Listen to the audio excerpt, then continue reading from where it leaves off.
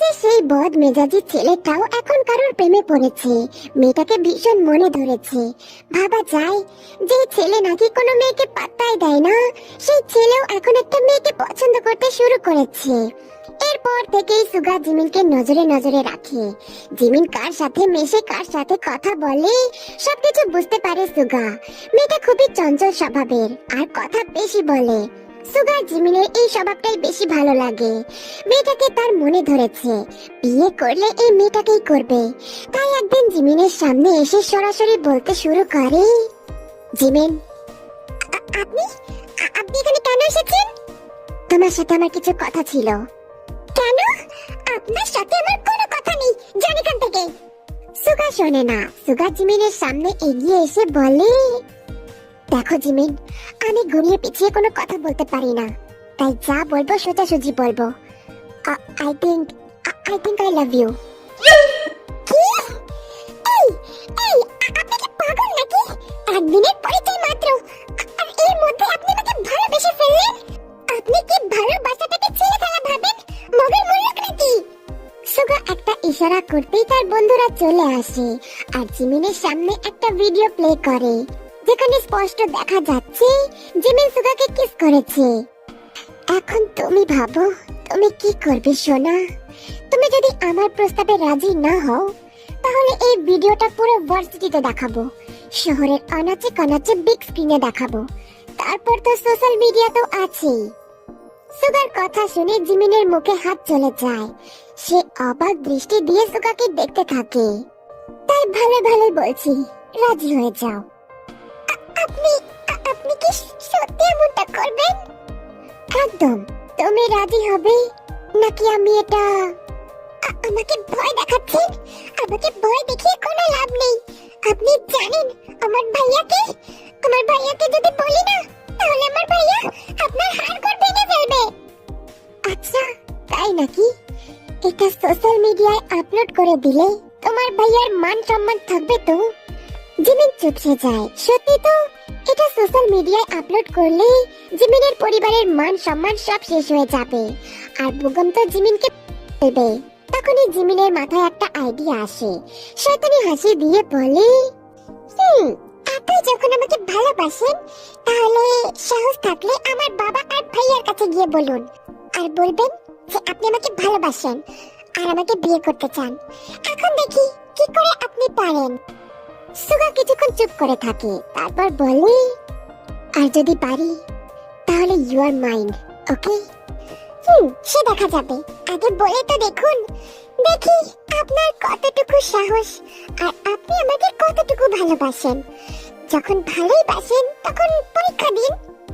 সুগাকে challenge করো না সোনা, পরে কিন্তু পস্তাতে হবে। আরে জান জান, আমিও দেখে নেব। জিমিন সুগাকে আর কিছু বলতে না দিয়ে চলে যায়।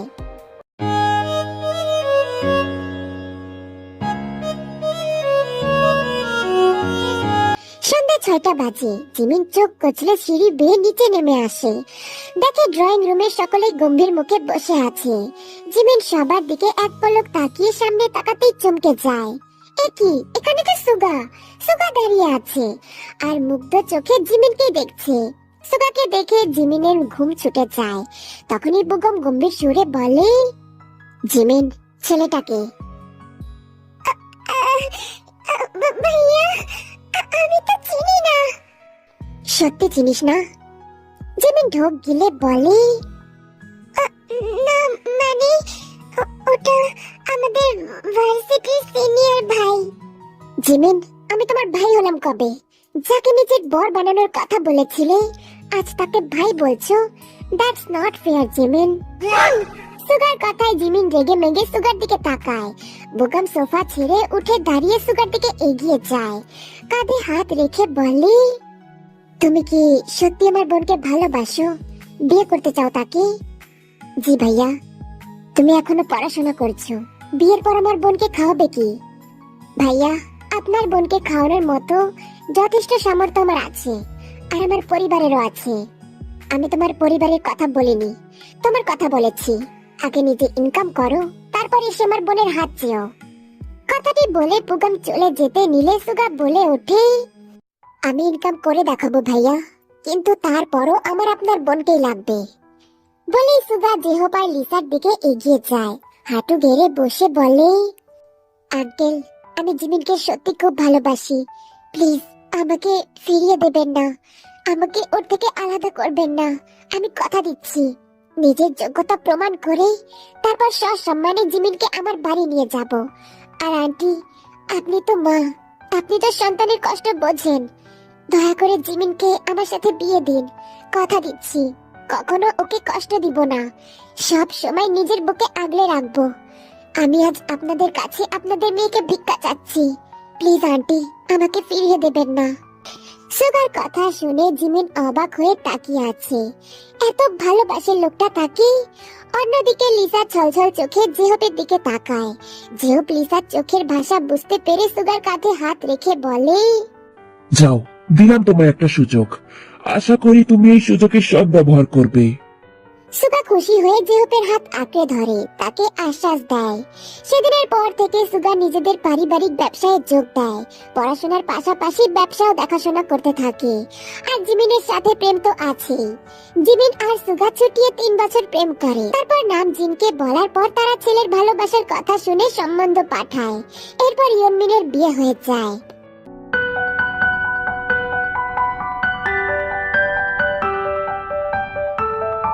শুনলি তো বাবু, তোর পাপা কিন্তু আমাকে খুব ভালোবাসে। তুইও একদম তোর পাপার মতন হবি, বুঝলি? কথাটি বলে জিমিন তার অনাগত সন্তানকে আদর করতে থাকে।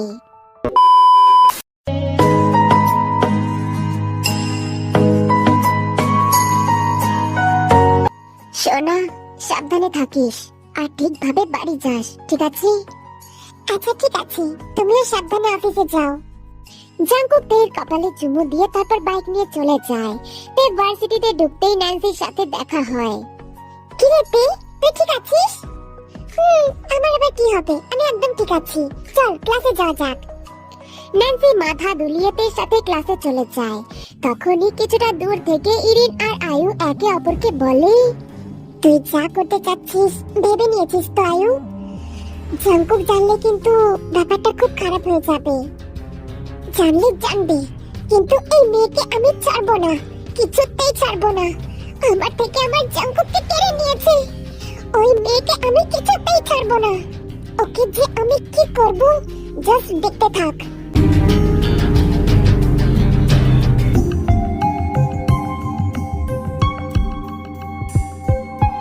ক্লাস শেষে তে আর ন্যান্সি ক্যাম্পাসে হাঁটছিল। তখনই ইরিন আর আয়ু তাদের সামনে এসে দাঁড়ায়। তে তাদের উপেক্ষা করে চলে যেতে নিলে আয়ু তের হাত ধরে ফেলে। এ কি, হাত ধরছেন কেন? ছাড়ুন। আয়ু আরো শক্ত করে তের হাত চেপে ধরে। তে ব্যথায় কুকিয়ে ওঠে। আয়ু দাঁতের দাঁত চেপে বলে, কি আছে তোর মধ্যে? হ্যাঁ, তোর মধ্যে এমন কি আছে যা আমার মধ্যে নেই, যার জন্য জাঙ্কুক তোর প্রেমে পড়লো? আমাকে দেখ, তোর থেকে হাজার গুণ সুন্দরী আমি। আমার কাছে সব আছে। কি দেখে ফাঁসিয়েছিস জাঙ্কুককে? নিশ্চয়ই এই শরীর দেখিয়ে। এসব কি ধরনের কথাবার্তা সিনিয়র? তের হাত ছাড়া বলছি। Just shut up. 2 টাকার মেয়ে একটা, আমার কথার মাঝখানে একদম কথা বলবি না। আর আমি যা বলেছি ঠিকই বলেছি। এই মেয়ের তো কোনো যোগ্যতাই নেই, জাঙ্কুকের বউ হয়েছে। ইমেচিওর মেয়ে একটা, নাকা মেয়ে একটা, কোনো যোগ্যতা আছে তোর? তের চোখ পানিতে ছলছল করছে। তের চোখ থেকে পানি গড়িয়ে পড়ছে। আয়ু তের হাত ছেড়ে গাল চেপে ধরে বলে, বল, কি দেখে জাঙ্কুককে ফাঁসিয়েছিস? 2 পয়সার মেয়ে, গয়া ভূত, তোর সাহস তো কম না। আমার জাঙ্কুককে কেড়ে নিয়েছিস তুই। আয়ু আপু, আমাকে ছাড়ো। আর ফাঁসানোর কোনো প্রয়োজন নেই। জাঙ্কুক আমাকে ছোট থেকে ভালোবাসে, আর আমিও বাসি। তের কথা শুনে আয়ু রেগে যায়। রেগে এতে করে তের গলায় থাকা ওড়নাটা একটু সরে যায়।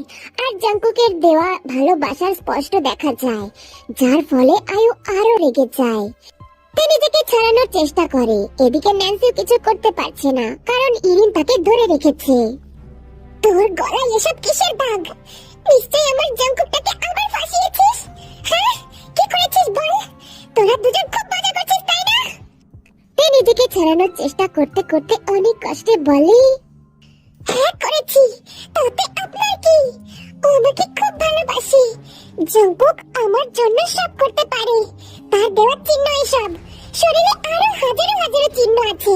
দেখাবো দেখাবো আপনাকে। আর কোথায় কোথায় চিহ্ন আছে? তের কথায় আয়ু আরো রেগে যায়। তের গলায় থাকা চিহ্নের ওপর নিজে বসিয়ে দেয়। তে ব্যথায় আর্তনাদ করে ওঠে। আয়ু শক্ত করে তের নরম চামড়ায় নিজের বসিয়ে দিচ্ছে, যার ফলে তে ভীষণ ব্যথা করছে। অনেকক্ষণ পর আয়ু তেকে ছেড়ে ধাক্কা মেরে নিচে ফেলে দেয়। এতে করে তে কনুই আর হাঁটুতেও ভীষণ ব্যথা পায়। ন্যান্সি এতক্ষণে ইরিনকে ধাক্কা মেরে তের কাছে চলে এসেছে। তুই ঠিক আছিস? তে কোনো কথা বলতে পারছে না, গলায় হাতে পায়ে খুব জ্বালা করছে। তোর এত বড় সাহস! আয়ুর প্রিয় জিনিস কেড়ে নেওয়ার শাস্তি ঠিক এমনই হয়। অভদ্র মেয়ে একটা।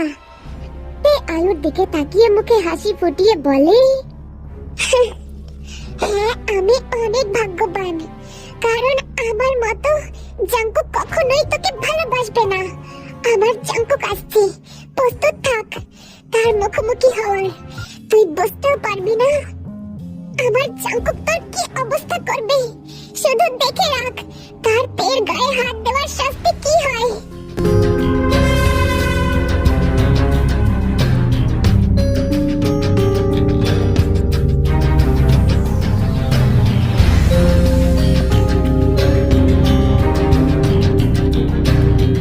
বেলা দুটো।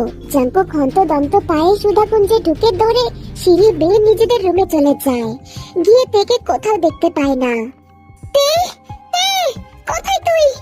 তে, সোনা কোথায় তুই? বারান্দায় থেকে দেখতে না পেয়ে জাঙ্কুক আবার ওর নিচে নামতে নিলে ওয়াশরুমের দরজা খোলার আওয়াজ পায়। তে চুল মুছতে মুছতে ওয়াশরুম থেকে বের হচ্ছে। তেকে দেখে জাঙ্কুক দৌড়ে গিয়ে তেকে জড়িয়ে ধরে।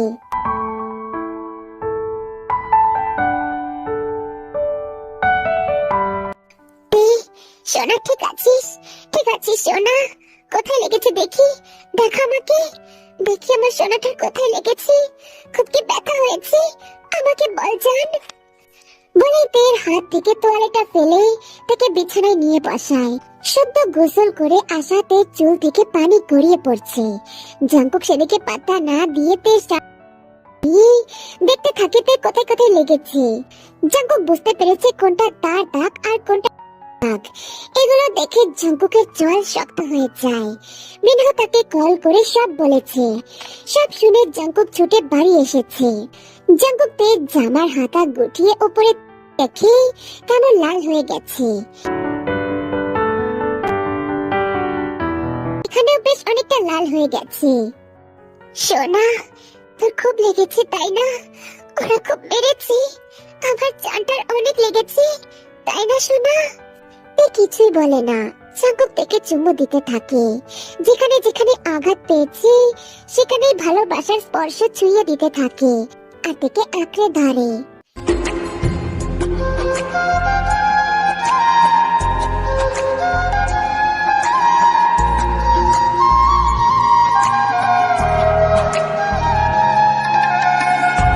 জাঙ্কুক তের কথা শুনে শক্ত করে তেকে জড়িয়ে ধরে আর আরো গভীর ভাবে চুমু দিতে থাকে। তে জাঙ্কুকের চুল আঁকড়ে ধরে।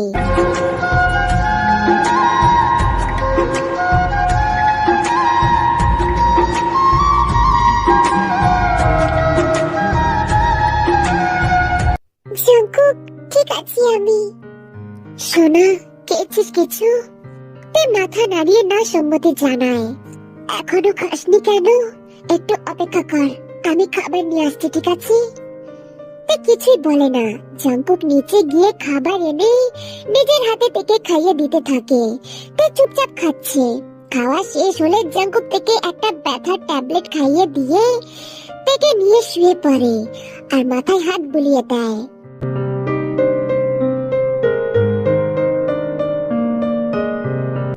ঘুমা সোনা, একটু ঘুমা, ভালো লাগবে।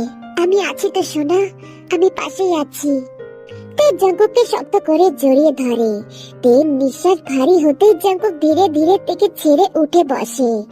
আলতো করে কপালে চুমু দিয়ে মাথার চুল খামচে ধরে। তার মনে অনেক কিছু চলছে, ভেবে কুল পাচ্ছে না এখন ওই মেয়ের সাথে কি করা উচিত। এই বদলা তো জাঙ্কুক নিশ্চয়ই নেবে, তার ফুলের গায়ে হাত দিয়েছে, এটা তো জাঙ্কুক কিছুতেই ভুলবে না। আমার ফুলের গায়ে হাত দিলে তোদের একটা একটাকে যে আমি কি করবো তোরা নিজেরাও জানিস না।